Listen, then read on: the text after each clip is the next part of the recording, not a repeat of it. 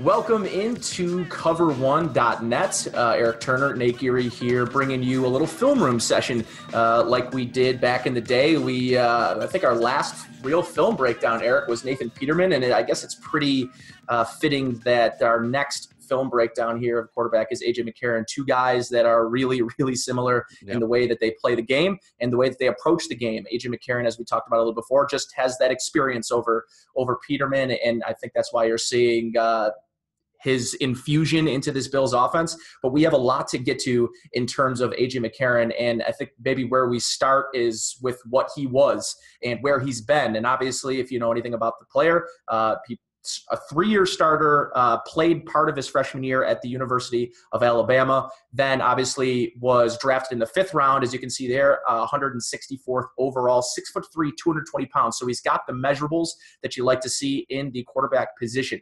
But this is a player that really wasn't thrust into duty until his second season in 2015, where he got the majority of his reps after Andy Dalton went down. And what you can see here are numbers that aren't necessarily crazy efficient, but they're also, not bottom of the league. But the one thing that I think you mentioned to me before we got on, Erik, and what sticks out to me on this is yards per game. In those 5 starts that he, during the end of the season and then into the wild card round, just a little over 190 yards per game.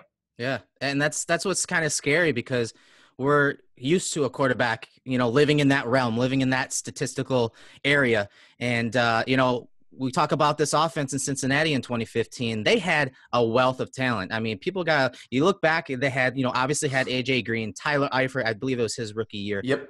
Jeremy Hill, Gio Bernard. Marvin Jones was still there. He was still there before going over to Detroit. So they had plenty of weapons, and their offensive line was pretty good. So for a guy in 4 starts at the end of that season, including the playoffs, to only throw for 190 yards, that's kind of alarming, and especially when you look, he completed passes, rather well, 63.8% that year. So he's efficient in that regard. Everyone looks at the 60% mark. Obviously, he's up over that. But another thing to take a look at is in those games, he threw 7 touchdowns, 3 interceptions, but he was sacked 15 times that season, and he had 13 throwaways. So it makes you wonder, how is he going to handle the pressure when it comes? Because we know this offensive line currently, as it's assembled, isn't one of the best. And actually, that's why Tyrod Taylor, having his skill set, was good for us the last few years, because they are not really known for their pass blocking, although PFF will tell you differently. They're ranked top 5 last year. But we all know that some stats lie. And I think that when we look at this season, if AJ is getting the nod week 1, we need to pay attention to how well he handles pressure. I think it's important, too, when you're talking about those sacks and those throwaways. Oh, that's nearly 30 negative plays on just 186 dropbacks. And that's something that you definitely have to look at and focus on and worry about a little bit. And the other thing, too, that you look at is those yards per game over those last 3 games, just a little over 5 yards per attempt. That is just not what you want to see. You want to really see a guy in that 7 to 9 yard range. And the other thing that I noticed is, if, a lot of people want to give Tyrod Taylor a hard time for not really being a thrower that's going to throw the ball 250, 300 yards a game, but the attempts, generally speaking, were never there for Tyrod. Tyrod's not a guy throwing the ball 35, 40 times a game. In those last 3 starts in the 2015 season, including that wild card round against Pittsburgh, he's thrown the ball 35, 37, 43 times.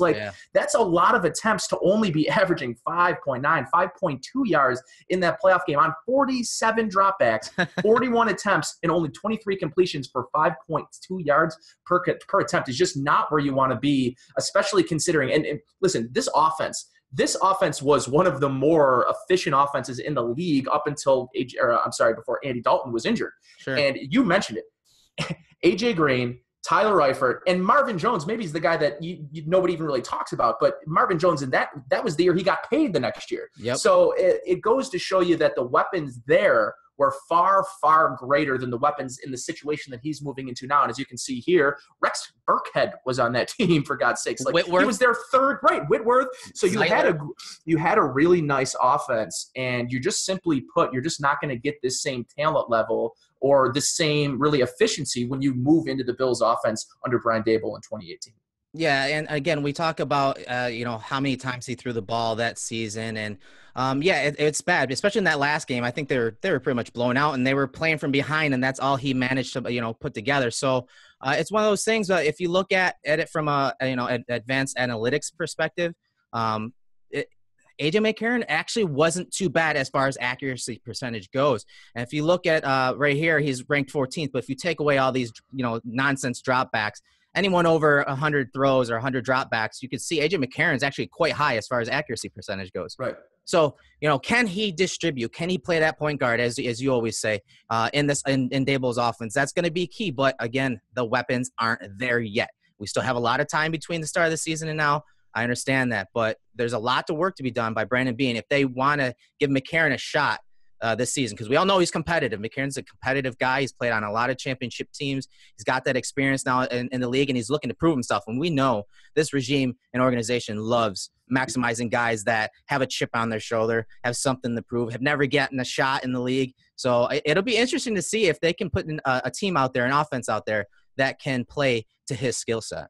Yeah, and considering some of the names you see on this list, the Matt McGloins, the Scott Tolzienes, and you move down Kellen Clemens, Sean Mannion, there are a lot of names in this league of guys who flame out quickly. Sure. And I say this all the time about Nathan Peterman, and I don't think it gets said enough about what you talk about in terms of the context when you talk about quarterbacks. And it's okay to be labeled a backup quarterback in the NFL. I think a lot of people unnecessarily take offense to that when you're trying to describe a player, and specifically about a guy like Nathan Peterman or AJ McCarron. These are guys who have made their living as backup quarterbacks in this league. I think Nathan Peterman has a long career ahead of him as a backup quarterback in this league. And I think AJ McCarron is right on that threshold of, is this a guy that can be counted on to maybe be a little bit more than that? Is he a, bottom tier starter in this league? I don't know. He's going to get that opportunity likely this year to do so if he can win a camp battle. But right. I think it doesn't get talked about enough that it's okay in this league to be a backup quarterback. Nick Foles this year showed you how valuable it was to have one of those in this league. The difference between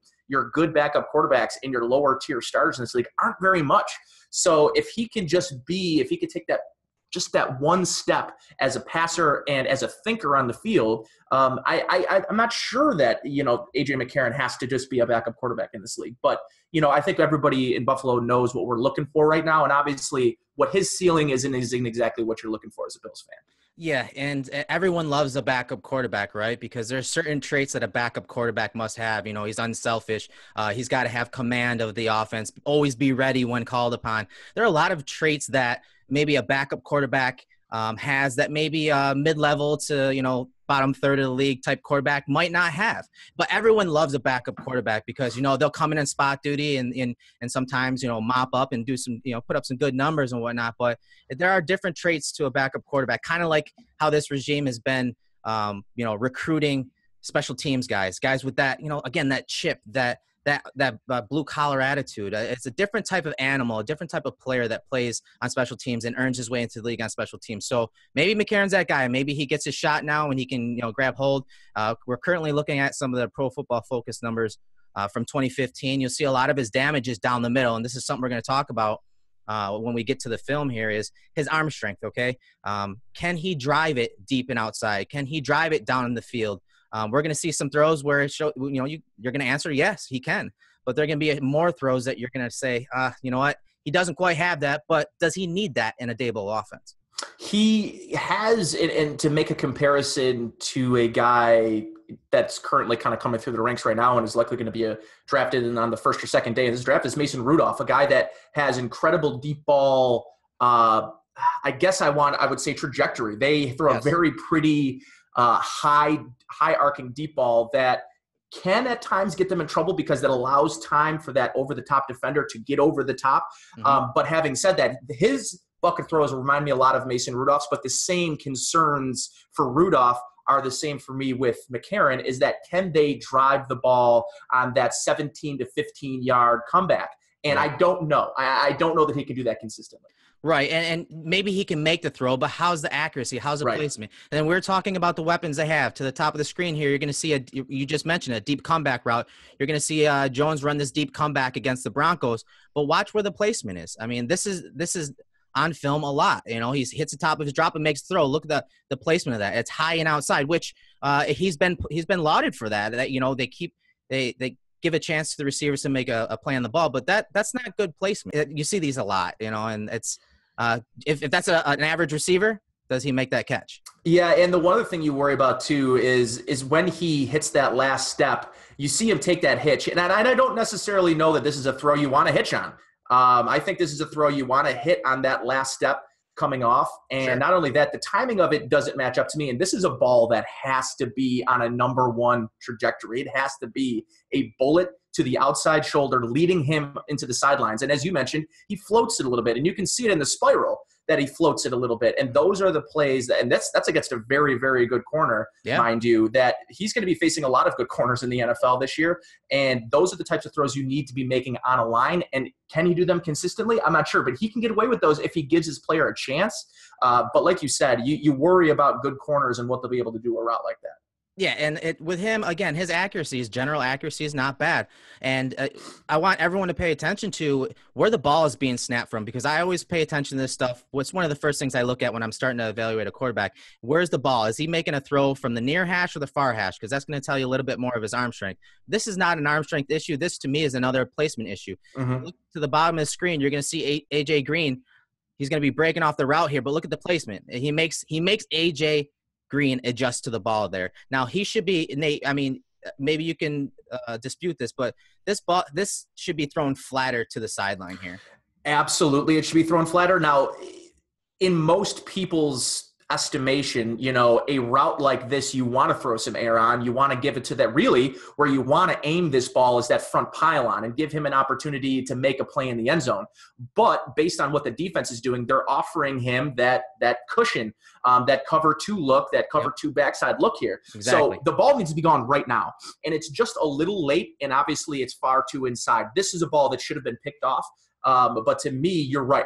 Flatter and to the sidelines. It should be thrown at that front pylon, and it should be an easy walk-in touchdown. Instead, again, this is a play where you call a little bit of a buddy pass on here because you don't want to get your wide receiver killed. He got lucky on this play that not only was it not an interception, and maybe more lucky that his wide receiver didn't die in the process. Yeah, and you know what? When I saw this play, it kind of reminded me of Zay Jones in Carolina, where all of us were arguing about whether he should have ran the route flat versus to the corner.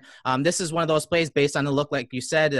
They basically rotate into a two-high set. That safety's playing half the field. This is a play where the quarterback is supposed to throw him flat. Of course, he didn't. And honestly, because of the angle from the safety, it's not a big deal. And you got AJ Green going up and getting it. I'll take those odds. And that's and on this too, if you back that up, you'll see that's AJ Green's job. After he passes the ear hole of that cornerback, his eyes are immediately going to the safety, and that safety is still backing up. That is key terms to him to flatten that route out and to get to that front pylon, because really you have two benchmarks on a corner route. It's either that back pylon or the front pylon, and it's going to really be based on what that defender, that deep high safety is doing. So AJ Green did the right thing here. After he crossed the ears, he saw that safety still dropping back. He knows there's a window to be had, and he gets to that window, but he needs to be led into that sideline where really kind of away from the danger.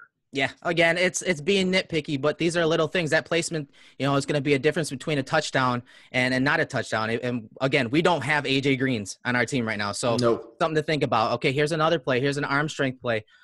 This a play action pass against San Francisco is one of his first games of 2015, and most of this film is from 2015.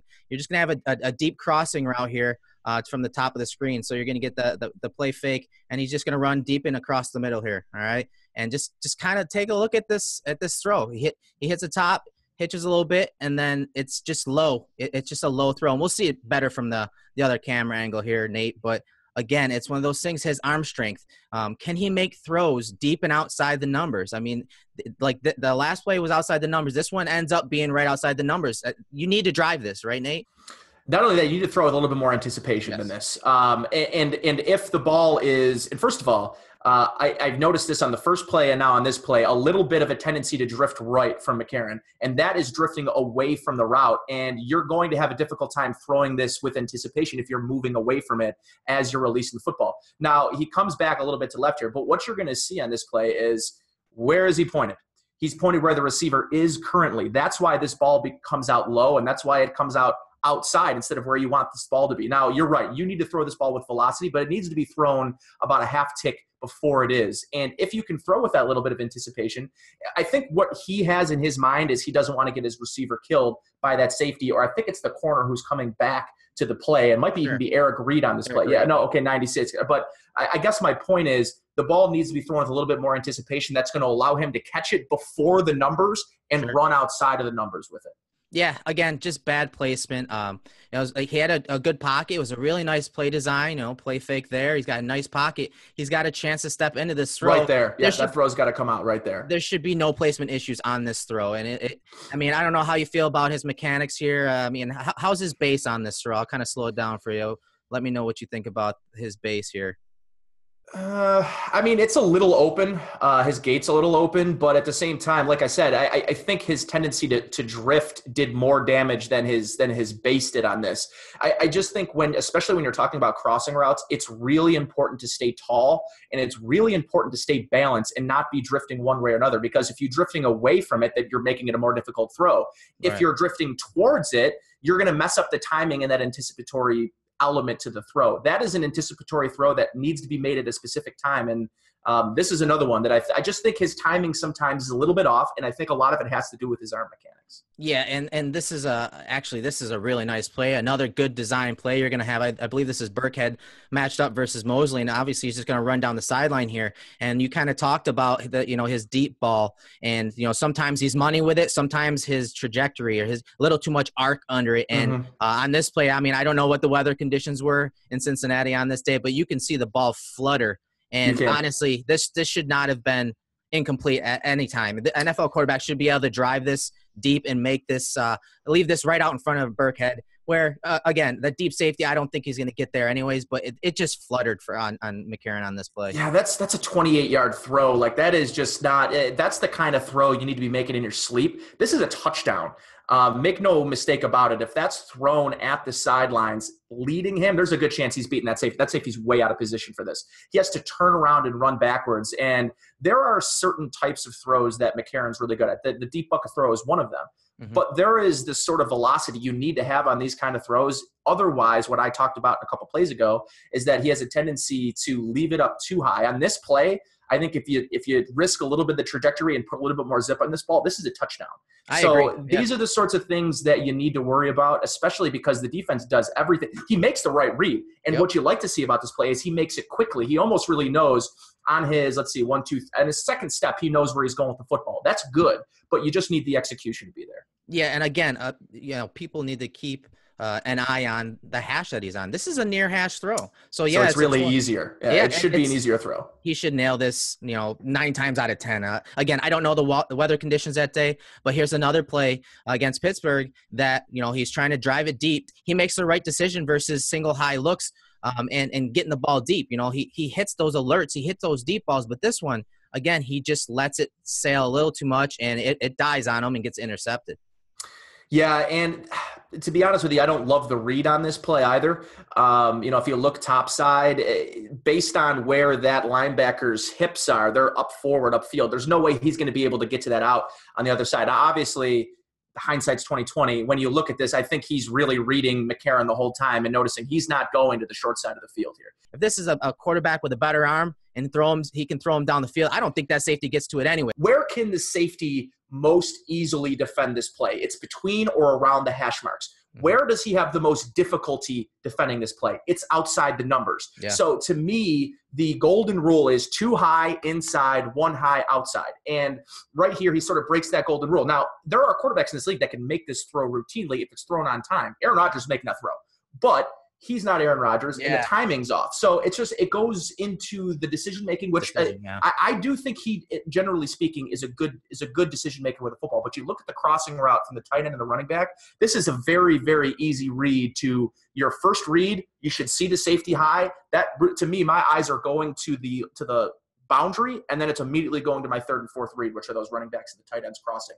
This is a game they're down, 33-7.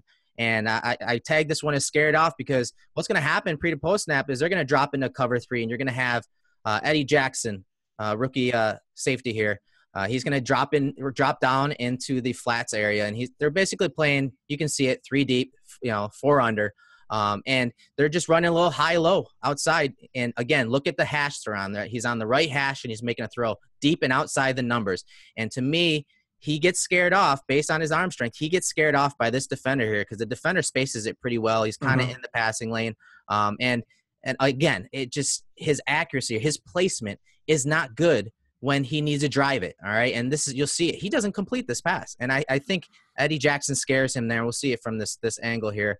And again, from the right hash, his placement just misses slightly on this. And he's just not driving the football there. Simply put, he's sort of falling away a little bit as he throws that ball. And this route and this defense is okay to leave this short because if you look at this cornerback, if you leave this short into the sideline, he can't get to it. Yep. But you need to put it on the receiver. You need to let him get an opportunity to make this play. Scared off is really exactly how I would describe this play. You're right about that box safety definitely scares him. But to be honest, again, this is a very, very simple throw. If you've made the read that the outside receiver is where you're going, it needs to be out a little bit quicker. But what we're talking about is it's okay to leave this short, but you need to put enough velocity on it to let him come back and get it. Yeah, there's plenty of room for that receiver to work with. And honestly, again, I mean, they're down here, so I like the decision. I like the decision to go deep. He's reading high to low because they're getting blown out. So I like the decision, but the placement is bad from the far hash. And like you said, I don't think he drove it hard enough and it was accurate enough to complete that pass. So, again, and just another example of him and his arm strength. And again, it's not that he can't succeed in the league with his arm strength because he can. But the offense has to be designed to maximize his arm strength, and he's got a ceiling, and we're seeing that on consecutive plays. And here's another one where his decision-making I didn't like. I like him hitching up in the pocket here, but he misses his guy coming right here on a dig route, and this is a deep dig. Yes, there are guys around him, but Nate, tell me, is this an NFL window? That is absolutely an NFL window, and especially considering where he is right now, that ball needs to be out. It needs to be to his left shoulder. See how he really kind of slows down? And the receiver, to his credit, makes a really, really nice heads-up football play. He cuts his route, and he stops it. Yep. And he sits in that zone. That absolutely – you're not going to see a lot of bigger NFL windows than you are right there 20 yards down the football field. Like, that's a throw where you got to modify it a little bit. It does need to go to that back shoulder. It's not going to be a traditional dig where you're leading him into that guy. Right. But because he has time to hitch up, he should see that and recognize it. If the receiver recognized it, it's up to the quarterback to complete that pass. Yeah, and again, he hits the top of his drop, and it's a deep drop. Hitch up once or twice, but he can deliver this. I'm sorry, it's a window. He can have enough trajectory on this and zip this in there, and it's a deep dig, but all of his momentum's coming forward. It's coming downhill, and he should be able to drive that to AJ Green. Yeah, there's no question. Again, that's a 25-yard throw. Like, those are things you want to see and maybe put a little touch on over that core of linebackers. But like you said, that is an NFL window. Absolutely.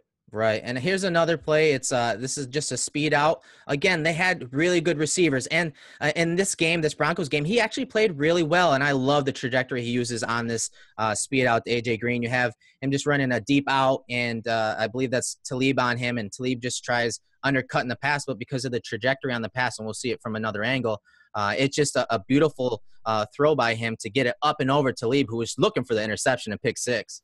Yeah, and honestly, he threw that ball with great timing. He let his receiver get open. On this play, you're facing one of the more aggressive corners in all of football, a guy that makes his living off picking these routes off. So you're right. The trajectory here is picture perfect. Having said that, again, a little bit, and I think maybe what we're seeing is a compensation. But again, right on that last step, he drifts to the right.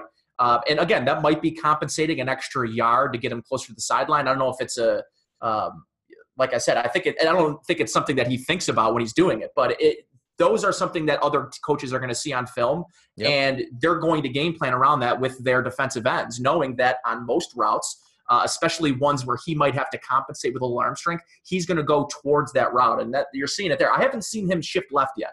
So I'd like to see if there's a play where he has to throw from the right hash to the left sideline, if he uses that hitch to their – I shouldn't say hitch, that slide to the left. I didn't see it on that last play, but you're absolutely right. This is a tendency of his to compensate. And it's something that, if I remember correctly, it's something we noticed when we were watching Peterman. Same thing. Year. Same exact thing. He was trying to hit a bang out route, and he drifted to his right a little bit, and the placement was off. So again, I think we both agree that these two guys have similar traits, and you're going to see him drift a little bit when he needs to drive it outside. But it is a nice play. Again, I give him credit on this one. This was actually a good play, good anticipation. I mean, pretty damn good. That's a damn good throw. That's a damn good throw, considering, again, the defender. I mean, you're talking about one of the most aggressive corners in football. That's not an easy play. And what he was scared away from a few plays ago, very, very much the opposite on that play.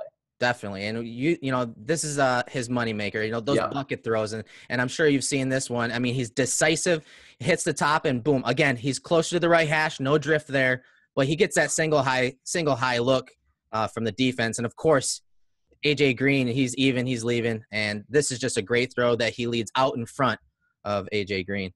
And that one, I really liked the trajectory. He cut down a little bit on his number 3. He turns his number 3, same with Mason Rudolph, into a 4. Like they put it up in the atmosphere, and then it drops out of nowhere. But on this play, he cuts that down a little bit, and that ball's got zip on it. Yeah. And I mean, you're looking at, a 45-yard throw right on the money. So that's a really nice play. And again, he recognizes this time, because you do have a route coming over the middle, though, that you have that one high deep safety.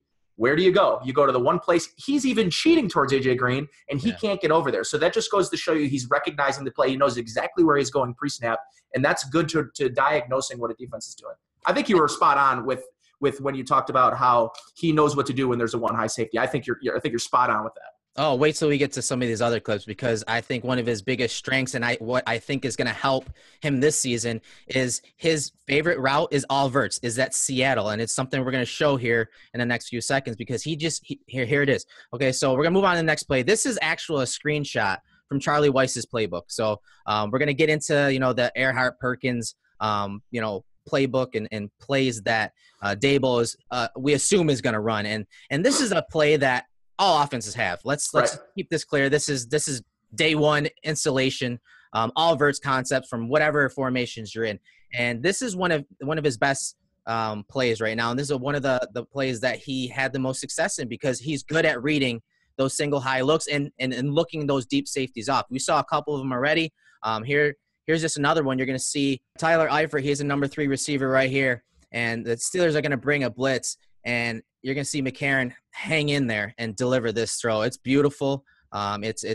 He drops it right in there, up and over the second level defender, versus that pressure that was coming late, that secondary pressure. It was just a really nice play on that, all verticals concept, that bender route from the number 3 tight end. And I'll tell you, I think I got the answer to my question about him drifting to the left and to the right, because I think maybe this is an unfair play to do that because of the direct pressure right up the A gaps. Yeah. I mean, you're talking about a double A gap blitz.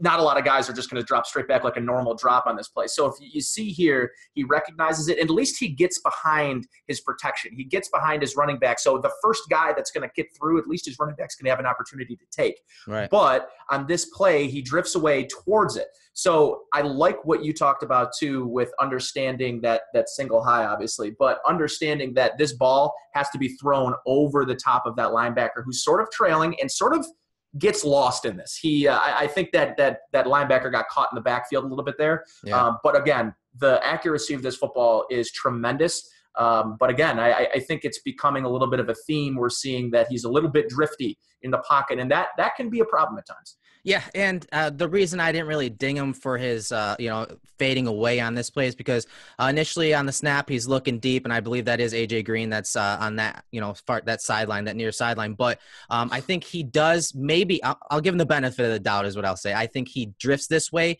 knowing that the blitz is coming and knowing that because he has that single high look, his target is going to be this bender route over here. I'm just speculating, but I would think that maybe on this play, maybe that's why he's drifting. And honestly, it helped him here because he's able to get that throw off. He throws it very off balance, too. That's an impressive throw considering his mechanics were just all over the place on that. Definitely. And here's a play where he's going to show off a little anticipation. Again, it's that all verticals concept. They got a trips formation to the field, balls on the left hash, and you're going to see him, and this is another play with pressure in his face. He's dropping that bender route right over the second level, right in between the numbers and the hash. And look at this, Nate, from the broadcast angle. It's just a beautiful play by him. Yeah, and his ability, I mean, that's staring it down. Like, and I don't mean staring the receiver down. He's staring down the barrel of a shotgun right now as he's got – is that Von Miller? It looks like it might be Von Miller. So you're talking about maybe the most electrifying pass rusher in football. Absolutely school your right tackle, and you make a throw over the linebackers like that. Again, off balance. So I think what we're starting to take notice too is a little bit of that drifting that he's doing, but he's a good – I would say awkward platform thrower where he can still deliver an accurate football when things aren't perfect. There's a murky pocket. Now the velocity is certainly not there, but on throws like this is a very difficult throw to make. I mean, that when you talked about anticipation, that is right there. That ball is out before he crosses that linebacker's face. That is the only place at the only time this throw can be made. So that's a really impressive play by McCarron. Yeah, it was probably one of my favorite throws from him, staring down Von Miller and being able to, place that ball right in a nice window for Mohamed Sanu, a guy we actually didn't even mention. Right. He was on the Bengals as well. So, yeah, again, they were very talented. Another all-verts concept that they score a touchdown on, and we were talking about trajectory and can he drive the ball? Yes, there are situations, again, right hash, that he can drive the ball here. And, he keeps this ball flat on the all-verts concept to Tyler Eifert, and you'll see it's a really nice pass right down the numbers, leads him inside just a little bit so that the corner can't cheat over and pick it off. Yeah, and what you see too is a little bit of cheating, especially by the safeties, and it allowed McCarron to make this throw. But if you look, great pocket awareness. He makes a great play to step up, but gets rid of the ball on time. A lot of times you'll see a quarterback have a tendency to be late with balls that they're stepping up on. If you're late on this is interception. It's a great window throw, but I loved his ability to step up and throw in the pocket, opposed to maybe even stepping up into trouble, which he could have done. Or he could have even scrambled on that play, and it probably would have been a great play. So considering all of the other options he had, he picked the right one, and he executed it very well. Yeah, it's a beautiful throw. Again, he kept it flat but high enough where that second level defender is not going to be able to jump up and get his hands on it. You'll see here it's again, it's just an all-verts concept, and he steps into this one and he gets a good velocity on it, and you'll see that's actually I think that's a safety or their slot corner, Ladarius Webb.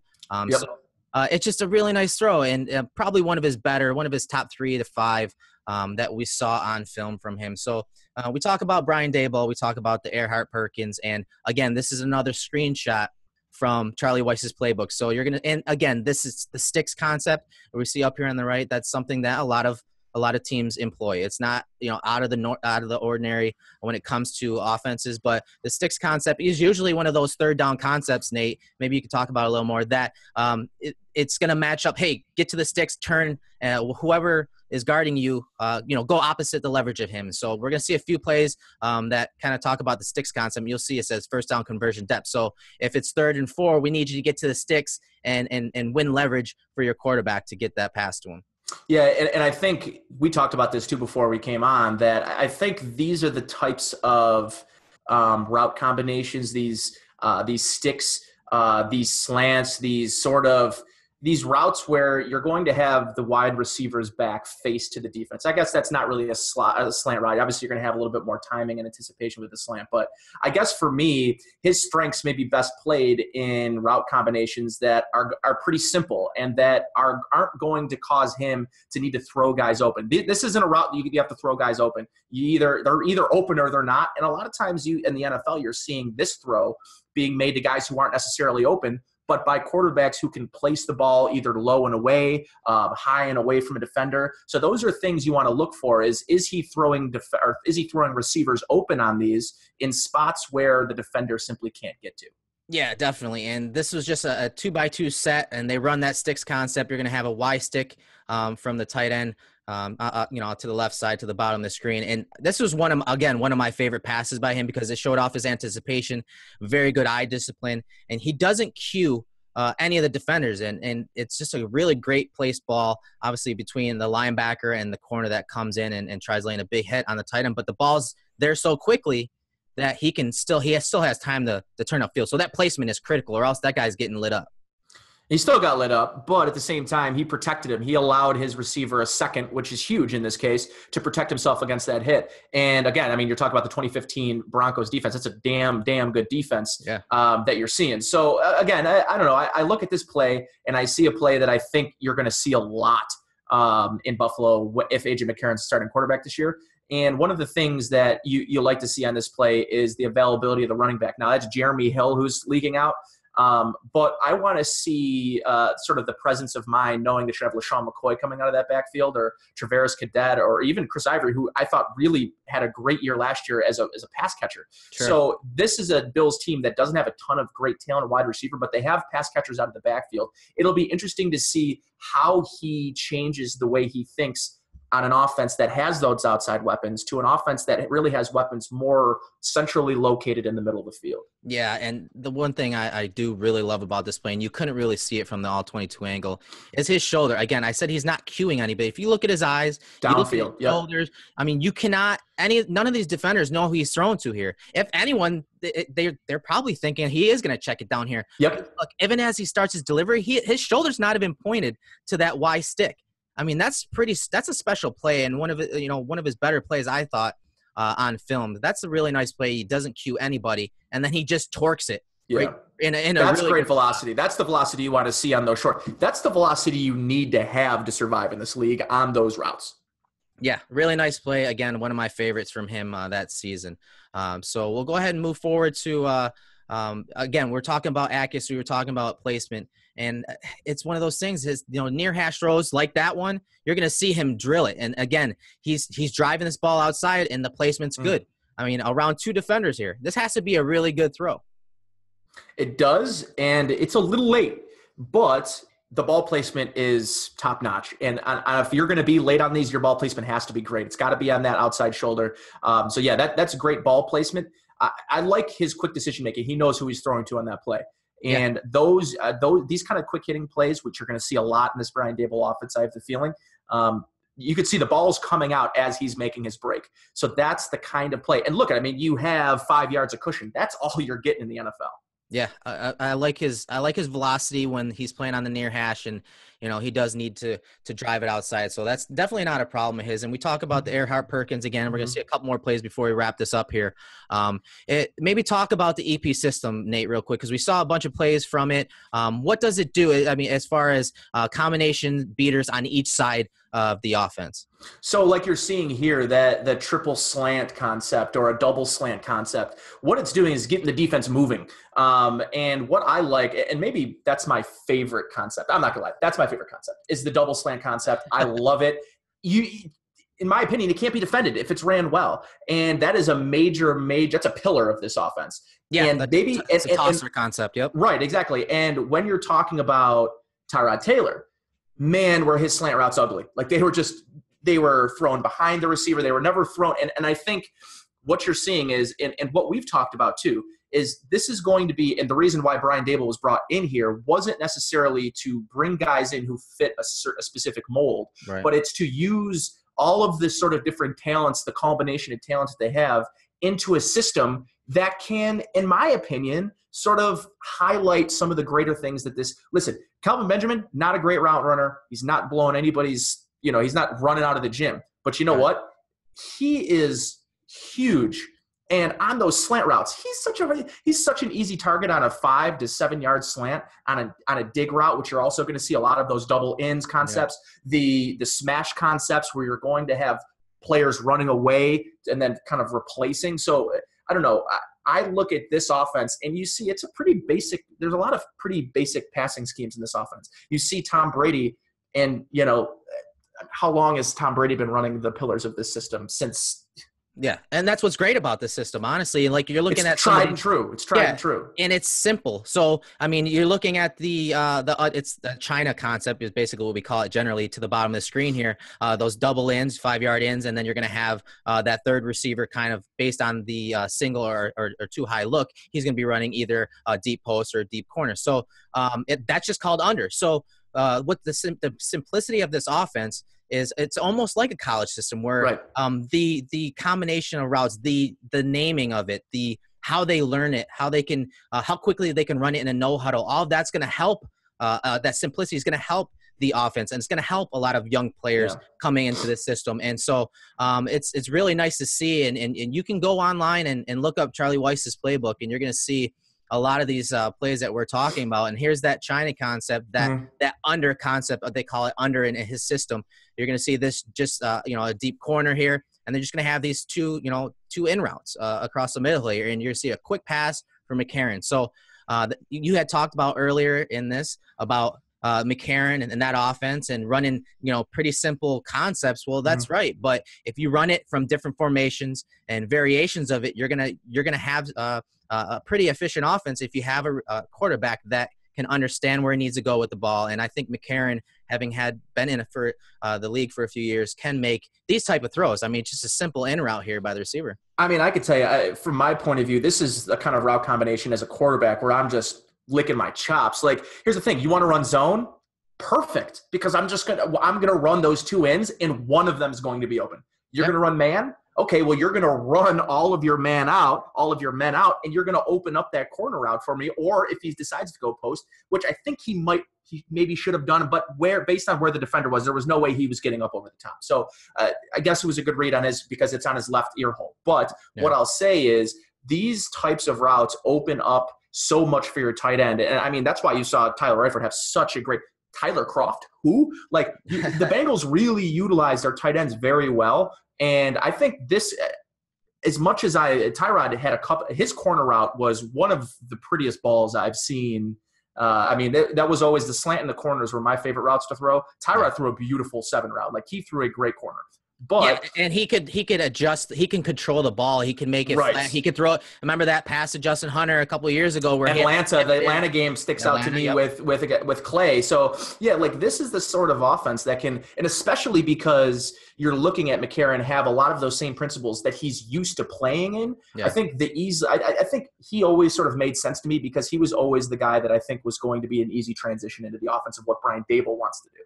Yeah, and this was great here. Real quick, we'll just talk about it because this is just an easy read for him. This defender has to carry this guy vertically to a certain depth. He does that, and that's why this little, 5-yard in right here is wide open. Wide open. Yep.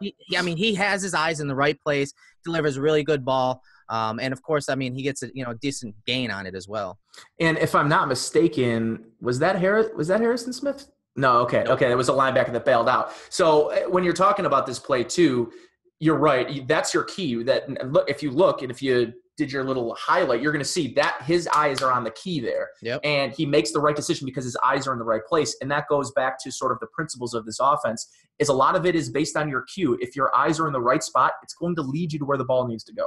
Yeah, again, and that's where he's going to live. The middle of the field, that's where all the quarterbacks that have played in this EP system, they tend to survive in the middle of the field. And we saw those stats early on in this breakdown. So, again, we outlined some of the strengths, some of the weaknesses, why they brought him here. I do think he's a good fit, and we always talk about fits. I think he is a good fit in Dable's system, and if he can just continue to learn and, play with that chip on his shoulder, because that's what this organization loves about him, I do think he can survive, depending on who they draft, because there is that possibility if they go up and get one of the top quarterbacks that guy could be playing early. Do I want him to necessarily? No, but you never know. You never know with this regime.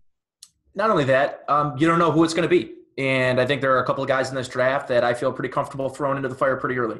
I think there's a couple of guys I'm not. So it's really going to depend on who they bring in. And I think first and foremost, you have to really give credit to the Bills. I think you got to give credit to Brandon Beane for being patient. There were a lot of talks that, they were really interested in Josh McCown. It just it never materialized. They ended up re-signing in New York.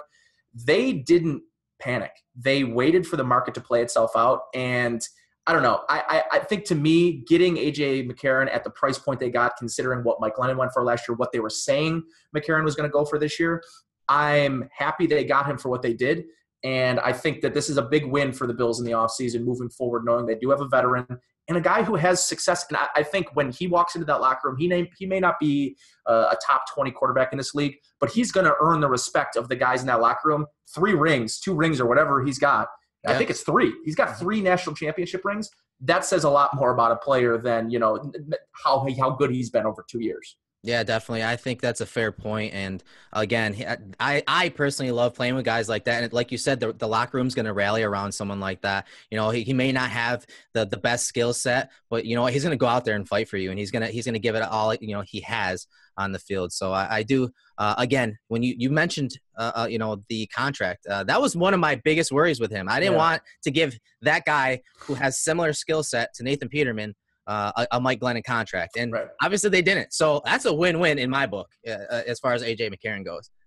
So a big win. Obviously, the eyes will be on McCarron as offseason conditioning starts, and obviously the draft coming up. We'll have a clearer picture of the quarterback situation. I'm sure the new Spills quarterback will get one of these as well. Of course, you can check us out at cover1.net. We've also got a great new app you should check out on the App Store, on Apple, on the iTunes App Store, and of course Android as well. So make sure to check out the Cover One app there at cover1.net. You can follow me at Twitter, or on Twitter at NateGearyWGR, and Erik on Twitter at cover_1_. Did I get that right? Yep, you got it. You nailed the underscores. I got it. Beautiful. All right, so until our next episode, that'll be it for me, Nate Geary, Erik Turner, on another episode here of Cover One and breaking down AJ McCarron.